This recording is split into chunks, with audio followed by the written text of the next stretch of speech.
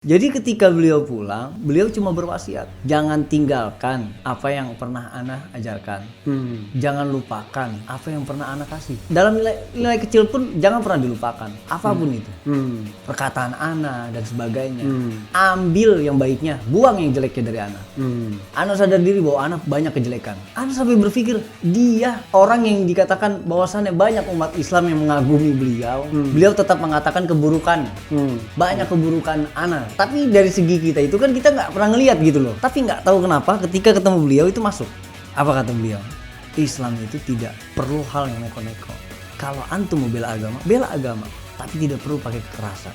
Habib Rizik kalau dia mau, bener radikal, kata Habibah, istana udah bisa dirubuhin 212, tapi nggak mau, karena ulama itu tahu basyiroh.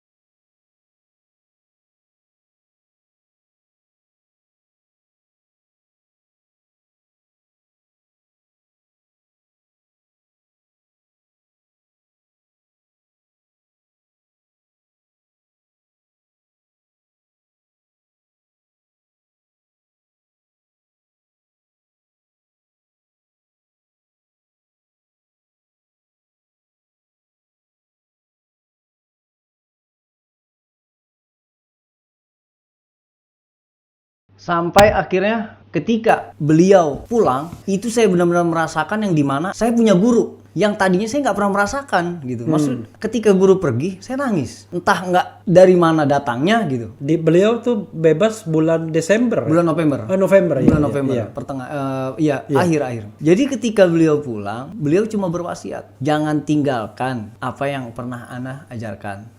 Jangan lupakan apa yang pernah ana kasih. Dalam nilai kecil pun jangan pernah dilupakan, apapun itu. Perkataan ana dan sebagainya. Ambil yang baiknya, buang yang jeleknya dari ana. Ana sadar diri bahwa ana banyak kejelekan. Ana sampai berpikir, dia orang yang dikatakan bahwasannya banyak umat Islam yang mengagumi beliau. Beliau tetap mengatakan keburukannya. Banyak keburukan ana. Tapi dari segi kita itu kan kita nggak pernah ngelihat gitu loh, dalam artian selama kita dengan beliau gitu, dalam artian beliau selalu mengajarkan yang baik untuk muridnya. Tidak pernah mengajarkan yang hal-hal yang mungkin disampaikan oleh media-media miring lah. Akhirnya dari situ setelah pulangnya beliau, yang tadinya kita terkadang suka males-malesan, taklim dan sebagainya, itu kita karena rindunya dengan seorang guru, mulailah saya ikut-ikut taklim lebih sering gitu di masjid. Di masjid Lapas. Lapas.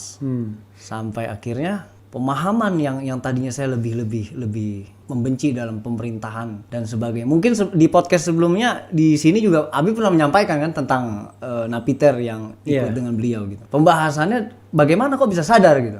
Jadi waktu ana sempat berseberangan dengan beliau, ana bilang yang jelas orang-orang pemerintahan itu jelas-jelas togut. Karena mereka itu tidak tunduk pada hukum Allah. Mereka tunduk pada hukum Pancasila, mereka tunduk pada hukum demokrasi. Sedangkan demokrasi itu jelas-jelas itu bukan suara Tuhan. Nah, di situ pembahasan beliau tanya. Loh, dari mana? Gini, Bib. Anak kasih istilahnya kasih gambaran nih. Misalnya anak kasih sebuah cerita. Kita bicarakan tentang demokrasi. Demokrasi itu orang mengatakan bahwasannya dari kata tersebut suara terbanyak itu adalah suara Tuhan. Misalkan dalam pemilihan suara terbanyak itu adalah suara Tuhan. Ana kasih gambaran. Misalnya ana seorang arsitektur, ya kan? Ana seorang arsitektur yang ngerti dalam bidang infrastruktur dan sebagainya. Ketika itu ana mancing di danau. Ana lihat ini jembatan bakal rubuh dalam beberapa hari ke depan. Oh, mau nggak mau saya laporan dong ke kepala desa. Saya sampaikan ke kepala desa, ini nggak akan lama lagi pasti akan rubuh. Loh, kepala desa juga bingung kalau harus mengandalkan dana dari negara karena harus nunggu beberapa bulan atau minggu. Setelah itu dikumpulkanlah warga, mau nggak mau warga tersebut. Ketika warga disampaikan bahwasan jembatan ini mau rubuh beberapa hari lagi, gambarannya kira-kira setuju nggak nih kalau patungan? Loh, karena warga itu sudah merasa dibayar pajak, dia nggak mau dong. Kan ada dana negara. Mayoritas masyarakat mengatakan seperti itu. Tapi sebagian ada yang pro untuk berpatungan. Oke, kepala desa nggak mau ambil pusing. Kita ambil voting. Padahal jawabannya nggak perlu lagi di voting. Iya, Udah tahu sebelumnya gitu kan. Oke. Tapi diambillah dari tindakan Iya. demokrasi tersebut. Iya. Setelah di voting ternyata lebih banyak yang menolak. Setelah beberapa hari kemudian rubuhlah jembatan tersebut, Iya. memakan korban sekian banyak dan anak-anak. Itulah suara terbanyak, bukan suara Tuhan. Itu yang anak katakan bahwasannya Allah tidak mungkin mencelakakan umatnya, tidak mencelakakan hambanya. Jadi mereka ini jelas kalau anak katakan mereka ini orang togut. Karena apa? Anak yakin 100% mereka tidak memakan gaji-gaji PNS, tidak memakan uang halal. Anak bilang. Dari mana nilainya? Nilainya dari dia punya gaji murni. Dia punya mobil dinas atau kendaraan dinas dan sebagainya. 100% dia nggak pakai buat dinas. Dia pakai belanja, dia pakai kendaraan dinas tersebut untuk antar anaknya sekolah. Itu udah termasuk keluar daripada konteks keadilan. Iya. Anak katakan seperti itu. Wajar mereka dikatakan togut. Barulah beliau membahas. Togut ini seperti ini. Mereka yang menyembah berhala. Mereka yang tidak taat kepada Allah. Togut itu diarahkan kepada orang-orang Yahudi. Orang-orang yang menyembah Lata dan Uzza dan sebagainya. Setelah dari pemahaman tersebut barulah kita paham. Kita masuk. Yang tadinya kita bersikeras merasa menang. Iya. Ternyata tetap ada kesalahannya gitu kan. Iya. Jadi segala sesuatu pemahaman tidak perlu ditelan mentah-mentah. Menurut beliau. Karena kita ini punya prinsip. Allah kasih manusia itu prinsip. Prinsip hidup itu tidak bisa dijalankan tanpa adanya dorongan. Jadi segala tindakan itu harus ada pikiran untuk ke depannya. Antum ngebom orang, antum ngebunuh orang. Orang tersebut belum tentu yang jadi korban itu adalah orang yang salah. Iya. Bagaimana dosanya? Antum nanggung dosa-dosa mereka. Antum sadar berapa orang yang udah antum doktrin selama ini? Berapa banyak yang udah antum doktrin? Dosa jariah yang berjalan buat antum, bukan amal jariah. Entah kenapa, jadi penyampaian, mungkin perkataan tersebut udah sering beberapa orang yang menyampaikan. Iya. Bahkan di lapas, Ana bertemu dengan beberapa napiter yang dari Al-Qaeda ya. Iya. Karena kan kita Al-Qaeda dengan ISIS itu beda paham. Jadi perkataan itu sudah disampaikan oleh mereka-mereka orang, tapi nggak masuk gitu loh. Iya. Tapi nggak tahu kenapa ketika ketemu beliau itu masuk. Apa kata beliau? Islam itu tidak perlu hal yang neko-neko. Kalau antum mau bela agama. Tapi tidak perlu pakai kekerasan.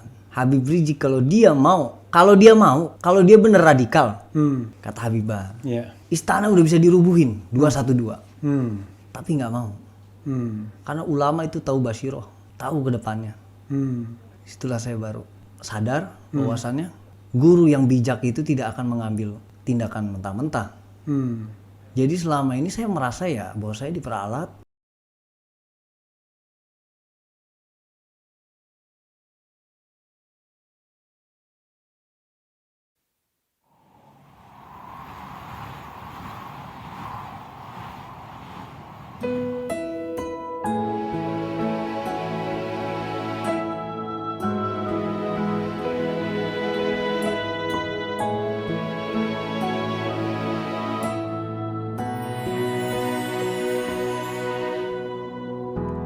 Ketika matahari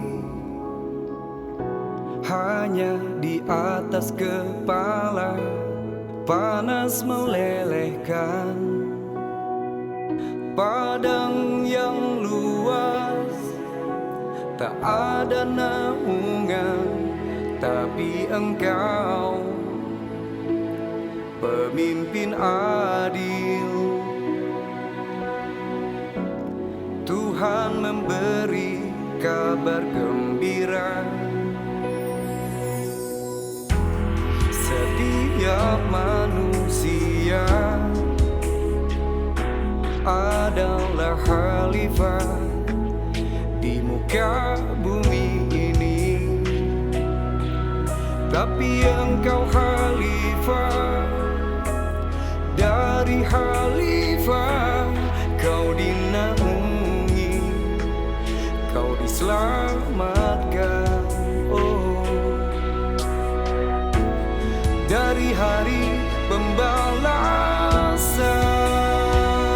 engkau bisa bawa mata air kebaikan bagi manusia.